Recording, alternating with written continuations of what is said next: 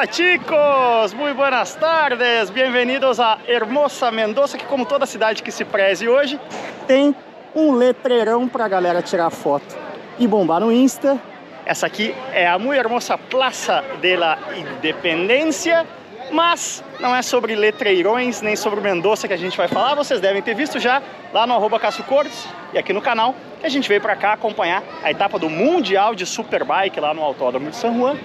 Mas quem gosta de carro, quando tem a oportunidade de viajar, sempre presta um pouquinho mais de atenção, né, na cultura automotiva, nos carros locais.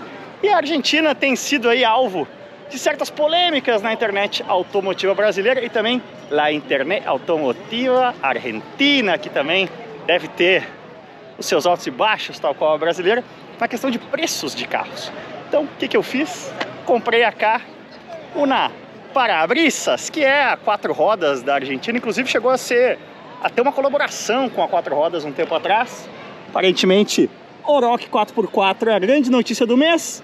Tá aí mais uma coisa que a gente, por enquanto, parece que não vai ter. Então, vamos aproveitar aqui, sentar num banquito de praça e dar uma destrinchada nessa revista aqui, dar uma comparadinha entre a realidade automotiva dos hermanos e dos seus preços em relação à realidade brasileira atual.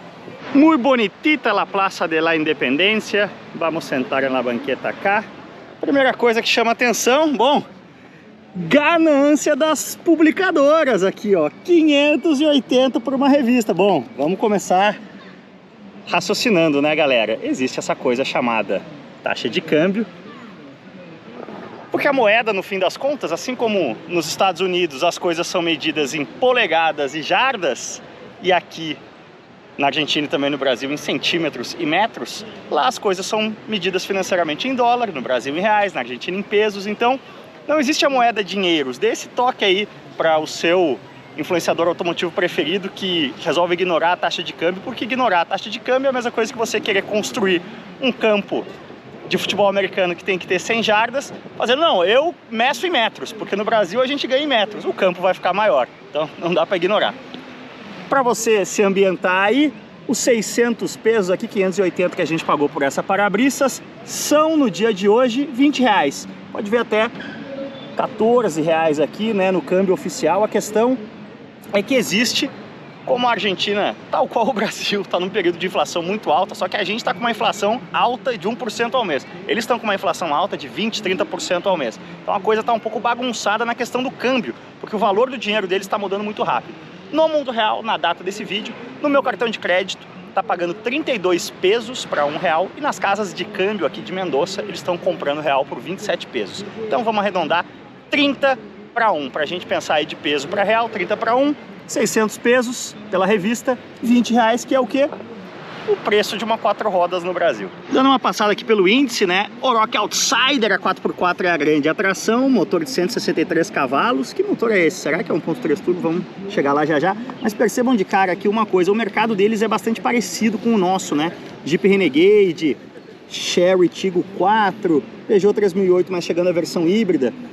E a gente vai já aprofundar um pouco mais as razões disso. Ao contrário do Chile, por exemplo, que é um mercado muito aberto, que não tem indústria, a Argentina é muito parecida com o Brasil, foca na indústria, isso faz com que eles tenham menos variedade. Inclusive, por estar junto com a gente no Mercosul, a gama de opções aqui no mercado argentino é muito parecida com o mercado brasileiro. Mas vamos lá, a nossa gloriosa Oroch. Mas antes disso, sempre é interessante a gente dar uma passada no ranking de vendas. Olha só, o carro mais vendido da Argentina, já desde o ano passado, é o Fiat Cronos, com 25 mil unidades acumuladas no ano até julho. Ou seja, o Cronos vai fechar o ano aqui como carro mais vendido, com coisa de menos de 50 mil unidades, né? Um mercado bem menor que o nosso. A Argentina, historicamente, é mais ou menos um quinto do mercado brasileiro, um quinto, um quarto, varia aí conforme o momento econômico deles versus o nosso momento econômico, né? Que eles oscilam bastante e nós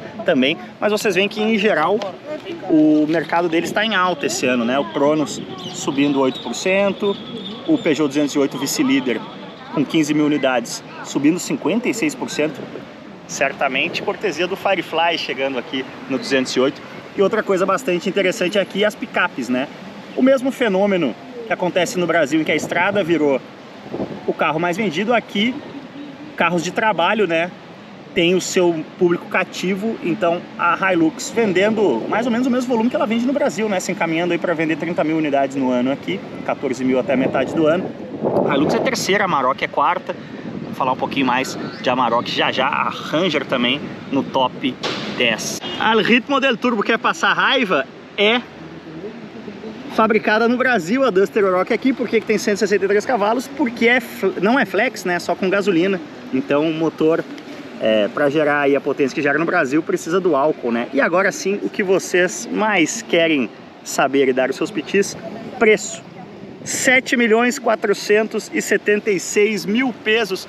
Ah, mas eles ganham em pesos, né? Dá para comparar assim, como eu falei no começo. Preço, galera, é só uma escala. As coisas custam as mesmas coisas, varia o preço de cada país, conforme imposto, conforme taxa de importação, conforme a competitividade de cada economia. E aí dentro disso você tem diferentes escalas, né? O peso é uma escala, o real é outra escala, o dólar é outra escala. Mas você já parou aí para fazer a conta de quanto dá esses 7,5 milhões de pesos por uma Duster Oroch? Se 3 milhões de pesos são 100 mil reais, a gente está falando de um carro de bem mais de 200 mil reais, né? 250 mil reais. Vou botar o número certinho aí na tela. Isso ajuda a explicar um pouco por que não tem uma Duster Oroch 4x4 no Brasil. Não custaria isso tudo, mas seria um carro que namoraria aí no Brasil a faixa de 200 mil reais. Preço e garantia é aquela coisa, né? Toda revista no Brasil e na Argentina hoje precisa reclamar do preço, porque de fato os preços estão altos. 3 estrelas pro preço. Esses mais de 200 mil reais aqui ainda valem 3 estrelas para a Oroch. Mas olha só que interessante aqui o veredito: 3 estrelas e meia, porque ela é uma alternativa mais barata às picapes 4x4 médias, né? Tal qual no Brasil. Uma Oroch de entrada, aqui ó, custa a partir de 5 milhões de pesos pela 1.6, a quase 6 milhões de pesos, né? Então quase 200 mil reais aí pela 1.6 de tração dianteira. Ou seja, a coisa tá osca aqui em matéria de preço de carro. E aí o que acontece? A gente tem aqui na Argentina algo que de certa forma, deixa eu chegar aqui na tabela de preços, aqui ó, a dolarização dos preços dos carros, né? Justamente para ter uma estabilidade. Então os carros importados, ó, Toyota Hiace, que a gente não tem no Brasil, né? Mas um Camry custa aqui 87 mil dólares. É o dobro do que custa nos Estados Unidos em dólar, porque eles, tal qual o Brasil, tem um imposto de importação bastante alto, né? Para o que vem de fora. E aí o que é fabricado aqui, aí sim os preços em pesos atualizados mês a mês, como no Brasil hoje. A gente pega um carro de imprensa hoje, vem junto, né, a assessoria manda a tabela de preços do mês, que os preços no Brasil também estão sendo reajustados mês a mês. Só que aqui esses reajustes são maiores, são de 20%, 30%, no Brasil coisa de 1%, 2%. Mas aí a gente tem esses dois mercados paralelos, vamos chamar assim, né, em que os carros importados aqui, ó, A1 40 mil dólares, A4 60 mil dólares, você vê 60 mil dólares vezes 5, 300 mil reais, né? Um A4 2.0 no Brasil tá ali 280. Os preços dos carros importados aqui muito em linha com os preços brasileiros, e os carros fabricados localmente com os preços em pesos, aí sim a gente vê que os preços são mais altos, porque o governo deu uma acelerada bruta na questão de imposto aqui, né, para tentar sair do buraco. Então você vê um Etios 1.5 XLS automático, 3 milhões e 300, também coisa de 100 e poucos mil reais, não tem tanta diferença. Esse Etios vendido na Argentina aqui, inclusive, é fabricado no Brasil, né? Mas estabelecidas aí que a coisa aqui não tá muito diferente, bora dar um rolezinho pelas ruas de Mendoza e San Juan para ver se a gente encontra outras coisas diferentes bacanas. Caminhando por Las Caixas, outra coisa muito interessante de Mendoza é isso aqui, ó. A cidade é no meio de um deserto e ela vive do degelo dos Andes, então existe por todo o centro esses canais aqui, ela é toda canalizada, o que significa que deve ser a cidade com o maior número de tornozelos torcidos e lesões do gênero em toda a América Latina. É uma péssima cidade na realidade para você voltar para casa a pé meio bebaco, depois de umas 2 ou 3 quilmes. Falando aqui randomicamente no centro, como eles são nossos irmãos de Mercosul, né? Peugeot 208, Honda HR-V, Golzinho, um Cronos, o nosso best seller local, Ford Ka. Você vê pouca coisa que chamaria a atenção no Brasil. Olha as valas aí que eu falei, bom para quebrar uma perna, por exemplo. Aqui um Geely, né? Alguns chineses distintos. Mas, por exemplo, você vai para o Chile, você vê MG, você vê Great Wall, você vê outras marcas, inclusive americanas de luxo, Infiniti, né? As marcas japonesas de luxo que não estão no Brasil, Acura. No Chile, porque é um mercado muito aberto. Aqui na Argentina você não vê, você tem esse mesmo foco aqui na indústria nacional e do Mercosul, com Yaris, com Fit, com 2008, com Punto, enfim. Se você focar apenas nos carros, você acharia que está no Brasil. Nas motos, sim, você vê uma certa diferença. Por exemplo, essa 1150 RT da BM, você não encontra numa esquina qualquer no Brasil, não. E nem isso aqui que eu nem sei o que é, uma Vogue DS. Bonitinha, presentinhas com cara de Big Trail. Caminhando por Las Cajas, aqui outras 2 coisas bem interessantes. Olha só, aqui na Volkswagen Goldstein a gente vê versões V6 da Amarok, mas não top de linha, né? Acabamento simples mesmo, com a motorização V6. E a Amarok, ela é fabricada aqui na Argentina e por isso ela é um carro muito relevante no mercado aqui, bem mais relevante do que jamais foi, na verdade, no mercado brasileiro. A Argentina tem uma semelhança aí com o mercado, a indústria brasileira, no sentido de que é todo um modelo econômico aí voltado a garantir que exista uma indústria nacional que gere emprego e renda para o país, mas isso faz com que muitas vezes os preços não sejam os mais competitivos do que em mercados como Chile, Paraguai, que não tem indústria, e aí jogam a taxa de importação lá embaixo, às vezes nem cobram taxa de importação, para ter variedade e, inevitavelmente, acabam tendo, aliás, mais variedade e preços melhores do que em mercados que produzem, como o Brasil e como a Argentina. Ah, vamos acabar com a produção no Brasil? Na Argentina, bom, você está cortando do dia para a noite mais ou menos uns 10% do PIB no Brasil, se você acabar com toda a cadeia da indústria automotiva. Imagino que na Argentina seja semelhante, mas olha só, aqui ainda na Goldstein, olha a quantidade de Amarok, ó. Amarok, Amarok, Amarok, tem mais Amarok do que carro aqui no pátio de manutenção e seminuevos. Uma outra situação interessante, sim, eu vou continuar com esse portunhol até vocês se cansarem. Olha aqui, a Goldstein também tem uma Ford, que tá o pau no Brasil. Temos um showroom aqui da Goldstein Ford na vitrine, uma Golf Variant, tem um EcoSport aqui, mas tem ali um Peugeot 3008, porque a estratégia da Ford encerrar a produção de Ka e EcoSport no Brasil não foi algo que impactou somente o Brasil, impactou também toda a América do Sul, na verdade, né? América Latina. A Ford se posiciona no nosso continente, se reposiciona no continente como um todo, da mesma forma que ela se reposiciona no Brasil, focando em Ranger e focando em carros premium, né? A montadora se reposiciona mais acima aí, brigando nos segmentos de picapes, de SUVs grandes e até de carros esportivos como o Mustang. Mas aqui na pequena Goldstein Ford de Mendonça ainda não temos Mustang. Vou conferir se tem Mustang na Argentina, vou botar na tela aí em seguida. Agora sim, aqui no Autódromo de San Juan, nosso último dia no Superbike, bora mostrar um pouquinho de motos que os hermanos têm e que são mais difíceis de encontrar no Brasil, como a Suzuki V-Strom aqui. Isso é uma das coisas legais do próprio Mundial de Superbike, né? Tem algumas marcas que a gente não está acostumado a ver no Brasil e na própria MotoGP, como por exemplo MV Augusta. Vocês estão ouvindo aí ao fundo a largada da Super Sport a 600, mas olha que lindeza essa MV Augusta Super Veloce 800, visual meio vintage, meio cyberpunk, azar, eu gostei. A Aprilia é outra que a gente não tem, né, com representação oficial no Brasil aí há bastante tempo. Vamos dar uma olhadinha no estacionamento aqui, então fazer um car spotting do que o fã de motociclismo argentino dirige ou pilota até o autódromo. Bom, vamos começar o nosso car spotting aqui no estacionamento do autódromo, provando que o Cronos é sim o carro mais vendido da Argentina. Olha só, nesse espacinho aqui, um Cronos, outro Cronos, outro Cronos.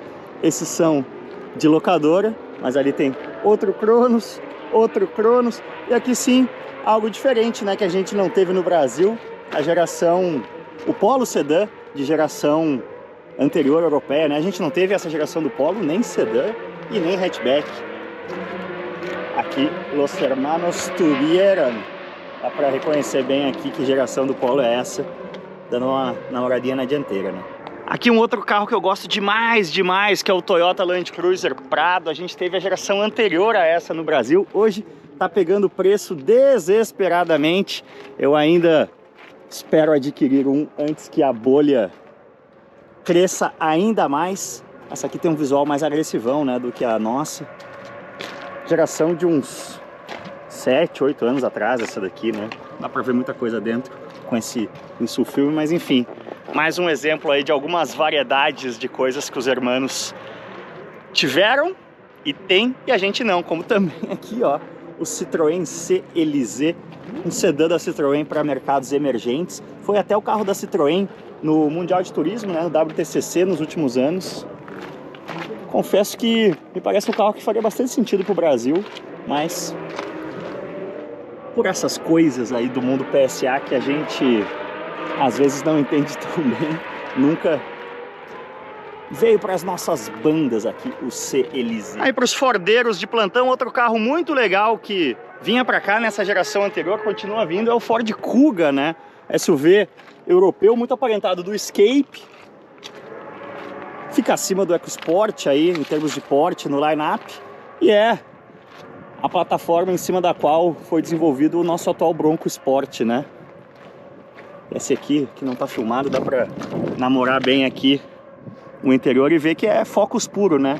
A plataforma derivada do Focus aqui no Ford Kuga. Agora, olha que interessante, vamos partir para um exercício sociocultural econômico. Estamos saindo do paddock, do estacionamento do paddock, que é mais premium, vamos chamar assim, né? E vamos aqui para o estacionamento de fora, que é onde tá o povão, digamos assim, que pagou o ingresso, vai dar uma baixada aí no patamar dos carros.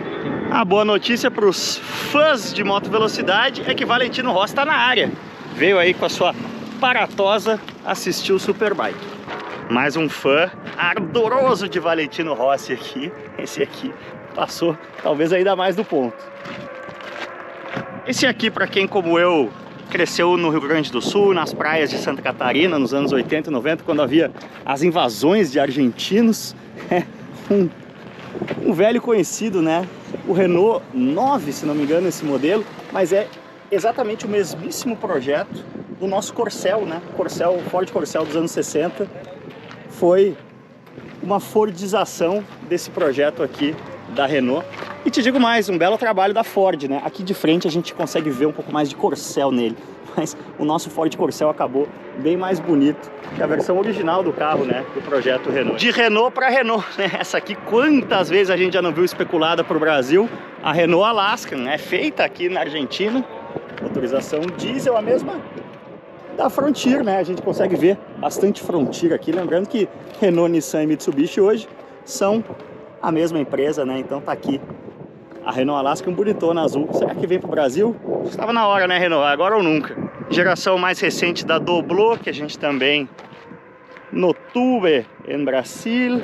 F-150 não tivemos ainda, mas está chegando. Mas no mais vocês veem que, como eu falei nas ruas ali de Mendoza, coisa não é tão diferente, né, do que a gente está acostumado no Brasil.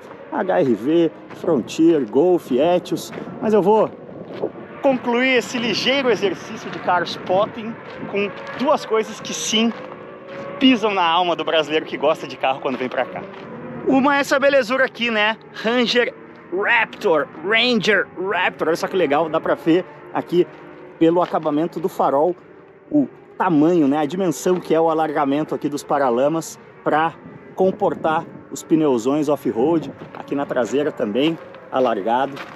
Os gráficos Raptor aqui de muito bom gosto. Para mim é um carro que a Ford, tanto na F-150 quanto na Ranger, acertou demais em matéria de visual, de posicionamento. Eu nunca guiei uma Ranger Raptor, mas vou falar para vocês, a F-150 Raptor é um dos carros mais legais de rua que eu já guiei.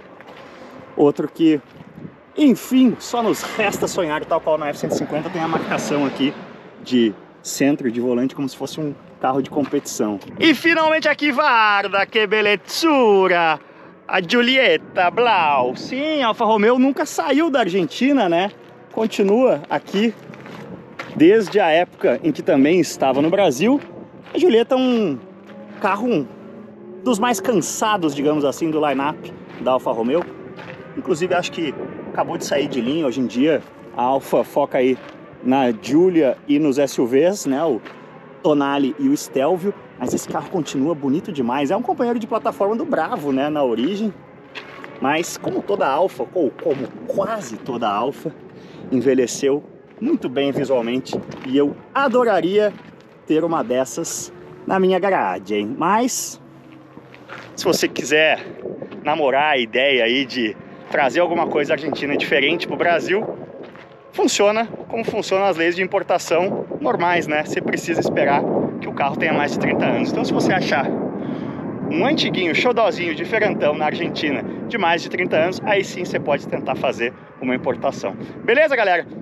Curtiram aí essa ligeira imersão na realidade automotiva dos nossos hermanos vizinhos? Espero que sim. Então deixa o like nesse vídeo, se inscreva no canal, que isso sempre ajuda a gente demais. E como sempre, valeu demais, hasta luego e aquele abraço. E chega que o meu espanhol tá muito ruim.